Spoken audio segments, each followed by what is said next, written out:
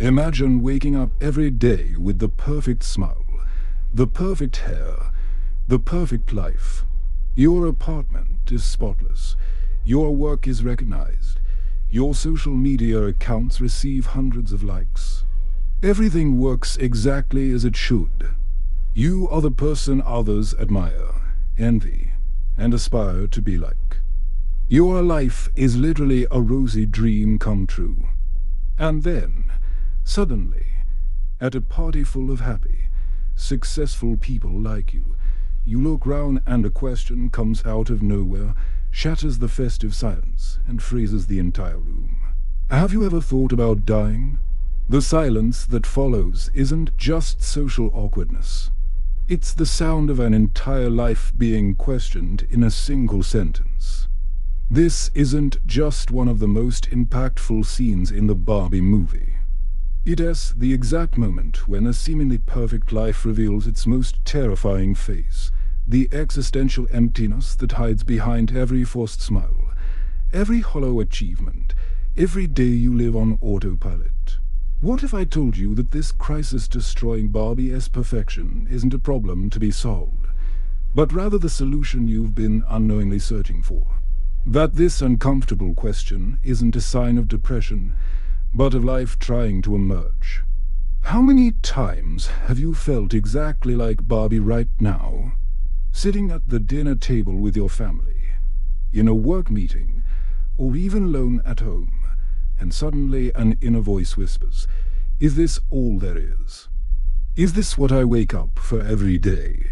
Living a life that seems right on paper, the steady job, the working relationship, the goals achieved, but that inside resonates like a well-rehearsed farce." You know that feeling. It is when you raise smiling on the outside while part of you feels like a tired actor playing the same character day after day. It's when you post that perfect photo on Instagram, but inside you wonder who the person behind the camera really is. It's when you answer "I'm fine" on autopilot, but the question rings hollow because you're not sure what fine really means to you.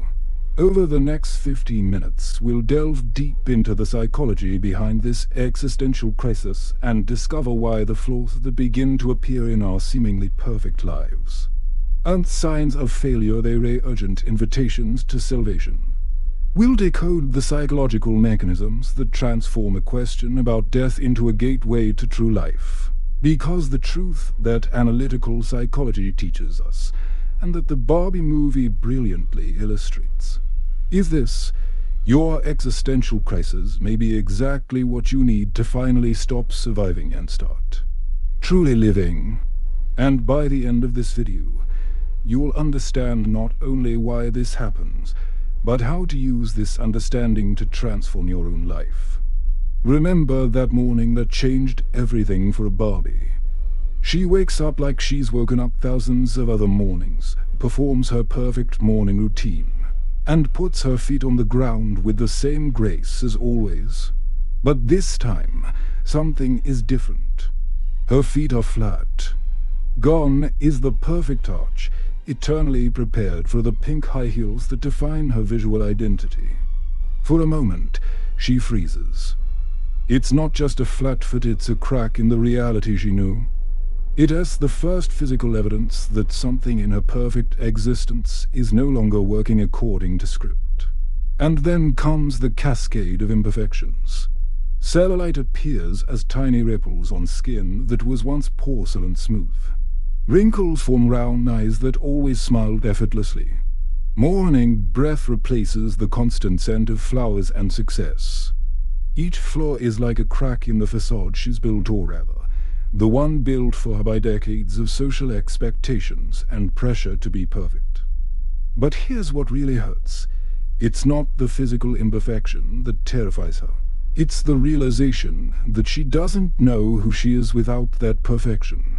It's discovering that her entire identity was built around being an ideal, not a person. Have you ever had a moment like this?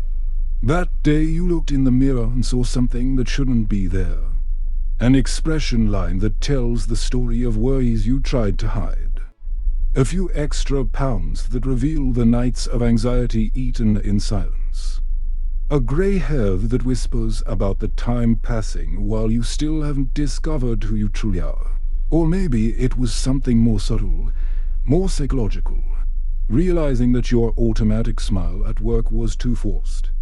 Like a mask that was starting to slip. Or that your "I'm fine" response sounded false even to yourself. Like a broken record playing the same broken song. Or that moment when you realized you were living the life others expected of you, but couldn't remember the last time you did something simply because you wanted to. Barbie panics, and that's exactly what happens to us. Because when you build your entire identity around being the perfect one, the professional who never fails and always delivers beyond expectations, the parent who never loses their temper and always has the right answers, the person who always has everything under control and never shows vulnerability any crack in that. Facade isn't just a superficial flaw. It's an existential threat to your very sense of who you are. That's why a criticism at work can devastate us for weeks. That's why a moment of irritation with our children can generate disproportionate guilt. That's why admitting we don't know something can feel like an admission of total failure. It is not about the event itself, it is about what it represents. The terrifying possibility that our perfection is just a well-constructed illusion. The other Barbies look at her with a mixture of pity and strangeness, as if she'd contracted a contagious disease called humanity. Suddenly, she becomes the weird Barbie, isolated from a community that only accepts her when she fits perfectly into the established mold. And this hurts deeply because it exposes a truth we'd rather not face. Our perfection wasn't really ours. It was just a role we played so well and for so long that we forgot it was just a character, not our true essence. And the loneliness that comes with it is overwhelming, because when you can no longer maintain the facade, you realize how many of your relationships were with your persona, not with you. How many people love you for who you represent, not for who you are when no one is looking. But here's the plot twist that most people completely miss, and which can change your perspective on your own crises. These defects that appear in Barbie's life aren't bugs in the perfectionist. They're features. They're urgent messages from your own psyche, desperately trying to save you from a life that seems perfect on the surface but is literally killing you inside, cell by cell, dream by dream, day after day of automated existence. When perfect Barbie, desperate and confused, seeks out weird Barbie in her messy, un-Instagram-friendly home, she's not just asking for a technical help to get back to normal. She's doing something much deeper and more meaningful. She's meeting her first wise witch, the archetype who will guide her through the most important journey of her existence. In analytical psychology and universal mythology, the wise witch is the archetype that always appears when the hero needs wisdom to overcome an existential crisis. She is the one who has already undergone the journey of individuation, who has faced her own darkness, and returned with knowledge of how to navigate between worlds, the world of appearance and the world of essence, the world of expectations and the world of authenticity. Awkward Barbie isn't just different, she's free. She lives in a house that doesn't follow the aesthetic rules of Barbieland. She talks about topics other Barbies avoid, and she's embraced her weirdness as a form of power, not shame. She represents something the perfect Barbie has lost, the ability to be authentic even when it means not fitting in. And note something crucial. Awkward Barbie doesn't promise to fix Barbie's problems. She offers something far more valuable. She offers an informed choice about which path to take from here. And then comes the film's most symbolic and psychologically intense moment. The choice between the pink high heel and the brown Birkenstock sandal. This isn't just a choice of footwear, it's a choice between two completely different philosophies of life. The pink high heel represents the choice to return to the comfort of the familiar illusion. It's beautiful, familiar, and keeps you elevated literally above mundane reality and its complications. It symbolizes status, the admiration of others, the feeling of being above ordinary human problems. But it's also fundamentally uncomfortable, artificial, and prevents you from standing firmly on the ground of reality. It's a choice to continue living for the eyes of others, even if it means sacrificing your own soul. The brown Birkenstock is the complete opposite in every way. It's practical, comfortable, and connects you directly with the earth. But it's also ordinary, human, real, and that's frightening. There's no glamour in a Birkenstock. There's no status symbol. It's a shoe that serves the wearer, not the image they want to project. It's the choice to live for yourself, even if that means giving up the constant approval of others. When Barbie chooses Birkenstock, she's doing much more than choosing a shoe or accepting an adventure. She is choosing what psychologists call the call to adventure, the most important and most terrifying psychological journey any human being can undertake. The journey of discovering who you truly are when you remove all the masks, all the expectations, all the social roles that define you. It's the choice to trade admiration for authenticity. It's the choice to trade the security of external approval for the uncertainty of self-discovery. It's the choice to be real instead of perfect, even knowing that being real includes pain, doubt, vulnerability, and the terrifying possibility of not being loved for who you truly are. But here's what most people don't realize about this journey, and what will be crucial to understanding the film as true transformative power. This journey to the real world isn't about fixing Barbie's flaws. It's not a mission of repair or a return to normal. It's a journey of discovery that these flaws were never flaws to begin with. They were signs that something much bigger, more complex, and more beautiful was trying to emerge through the cracks of perfection, her true humanity, with all its complexity, depth, and capacity for real growth. The journey isn't about becoming perfect again. It's about discovering that perfection was a prison, and that imperfection can be the key to a life worth living. Because the truth is, it is not the real world that will cure Barbie of her emerging humanity. It's Barbie who will discover she never needed to be cured. She just needed to wake up to the fact that she was sleeping in her own life, dreaming of a perfection that never existed, wasting precious years trying to be someone she was never meant to be. To fully understand what's happening to Barbie on a deep psychological level, we need to delve into a fundamental concept from analytical psychology that could revolutionize how you understand your own life, the persona. Carl Jung, the pioneer of analytical psychology, defined the persona as the psychological mask we develop to adapt to the expectations and demands of the social world. It's the self we present to others, our edited, socially acceptable version, carefully constructed to gain approval, success, and acceptance. Everyone has a persona, and it's not just normal, it's necessary for us to function in society. The problem rises when we start to believe that our persona is who we really are. When we spend so much time playing our social character that we forget there is a real person behind the mask. It is like an actor who identifies so much with their role that they lose touch with their own personality off stage. The entirety of Barbieland is a brilliant visual representation of the collective persona taken to the extreme.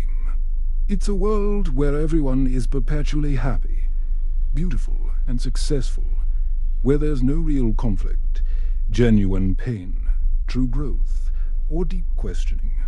It has literally Instagram come true, an idealized version of life that looks perfect from the outside but is psychologically unsustainable, because it completely denies the complexity of the real human experience. Each Barbie in Barbieland has a specific role and performs it perfectly. President Barbie, Dr. Barbie, Writer Barbie. They are competent, accomplished, and admired. But notice one crucial thing. None of them seem to have a rich inner life. None of them grapple with doubts, fears, personal growth, or self-discovery. They simply are their roles, nothing more. Here's the knowledge that few psychologists tell you openly, and that can completely change how you view your own crises. Living only through the persona is a sophisticated form of living death. Jung called this persona inflation. When you identify so much with your social mask that you lose complete touch with your true self, your authentic desires, your capacity for growth and change. When this happens, you become extremely competent at being who others expect you to be, but completely lost in who you truly are when no one is looking. You may have professional success, relationships that work on the surface, a life that seems enviable from the outside. But inside, there's a void, a constant feeling that something is missing. And that's precisely why Barbie's crisis is actually a psychological miracle in disguise. Those cracks in her perfection, the flat feet, the cellulite, the thoughts of death are her unconscious psyche's way of forcing the beginning of the process that Jung considered the most important work of a human life, individuation. Individuation is not an abstract concept, it is a concrete and transformative psychological process. It is the journey of becoming a complete and authentic individual, integrating both the accepted and rejected aspects of your personality. It is not about becoming perfect, it is about becoming whole. It is about embracing both your light and your shadow, both your successes and your failures, both your joy and your sadness, both your strength and your vulnerability.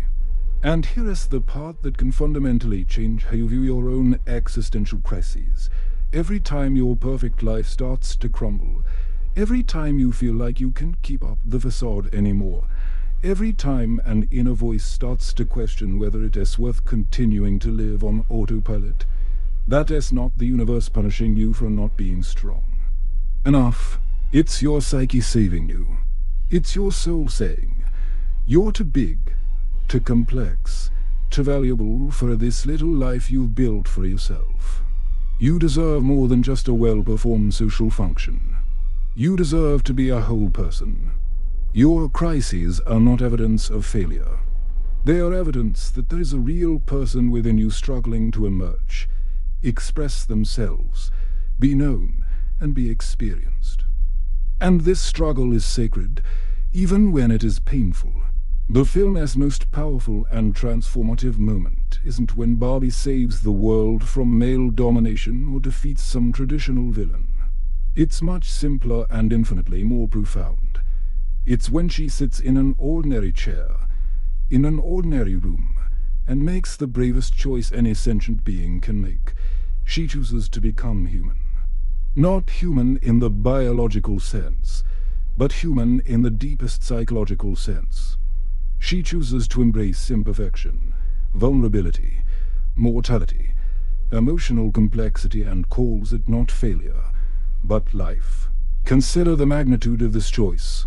She could return to Barbie Land, use all the knowledge she'd acquired to fix the problems of the perfect world, and remain eternally perfect, admired, and free from internal conflict. She could maintain her iconic status, her life without pain, her existence without doubt. But she realizes something that changes everything. Perfection is the exact opposite of life.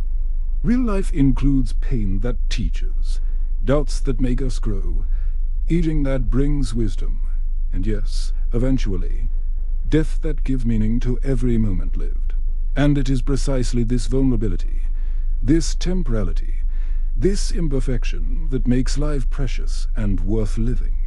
When she chooses humanity, she's choosing the possibility of suffering, but also the possibility of truly loving.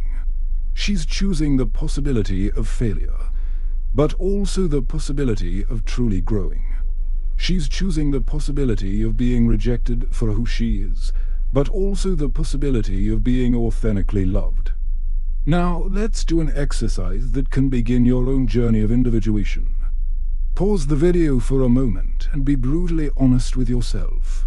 Identify a specific perfection you hold yourself to, an area of your life where you feel you can't show weakness or imperfection.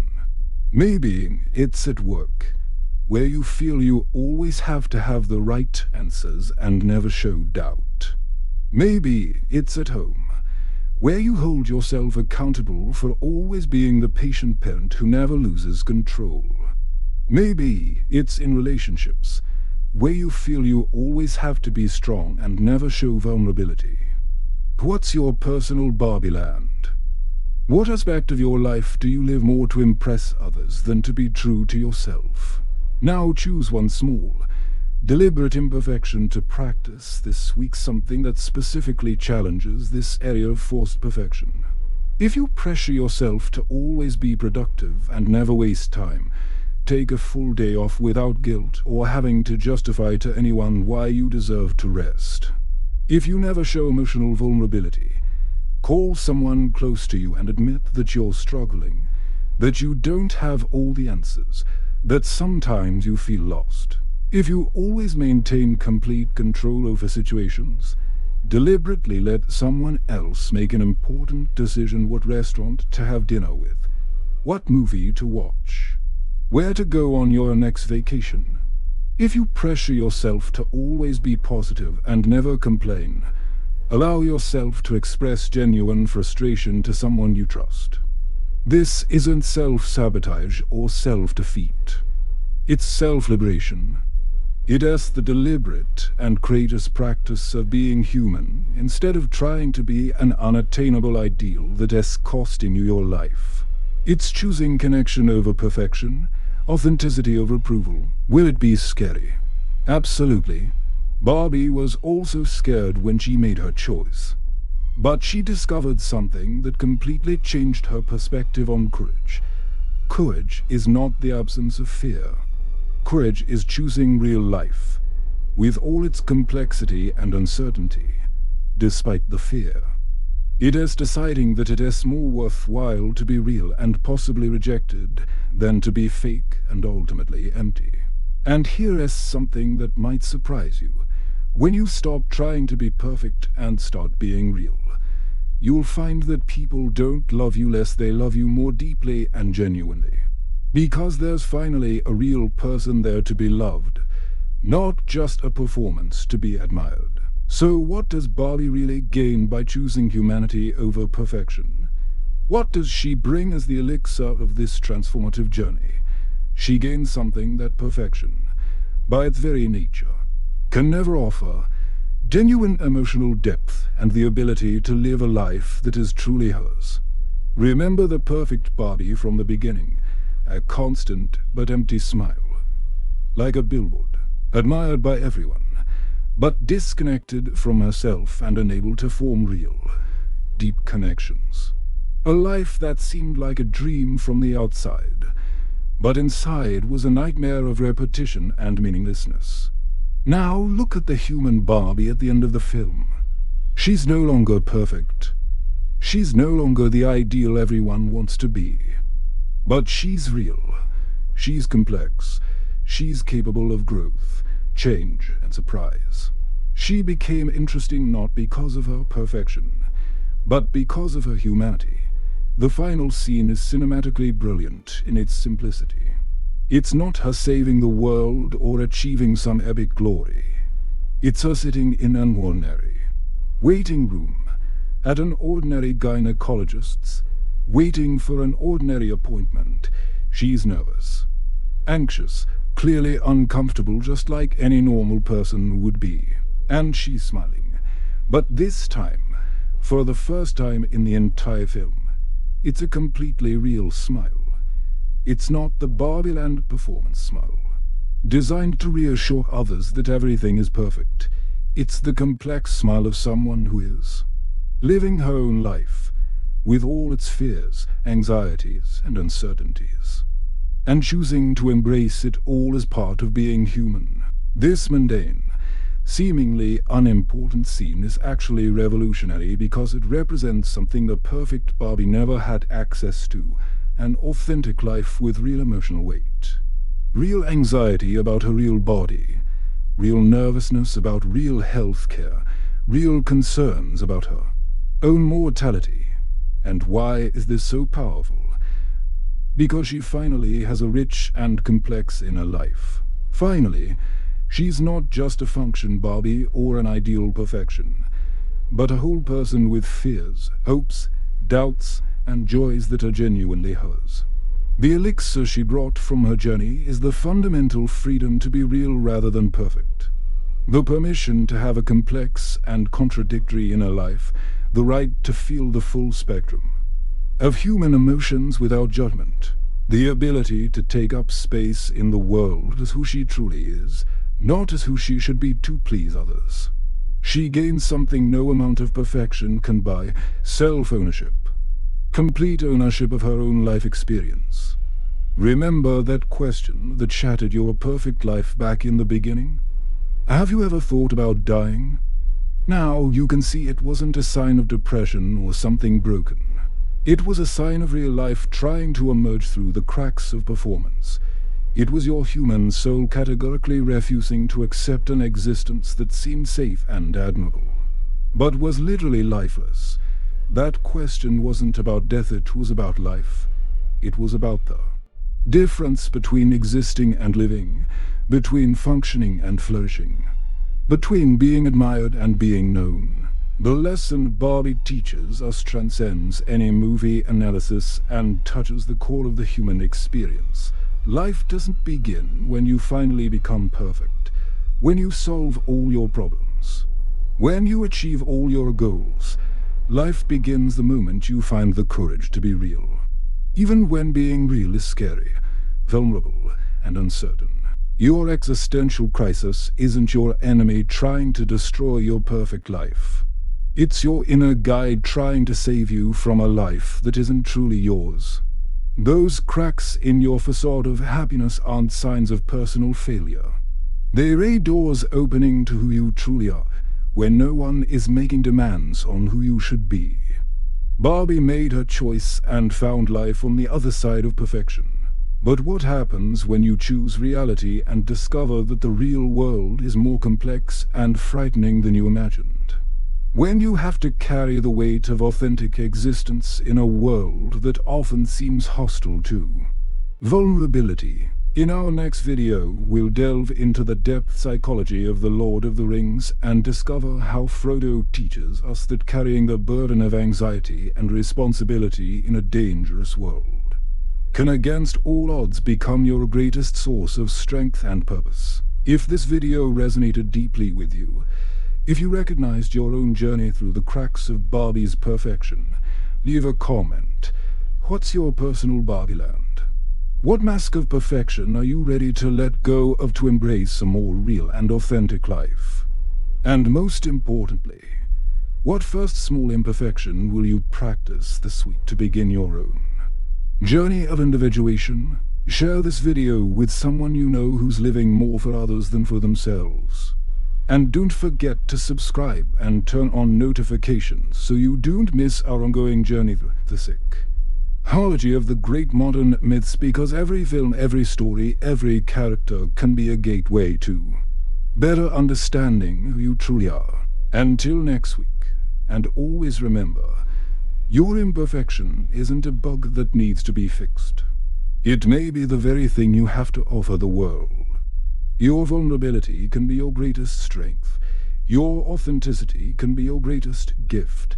And your courage to be real can be exactly the inspiration someone needs to begin their own journey out of perfection and toward true life. Thanks for watching, and see you in the next psychological analysis.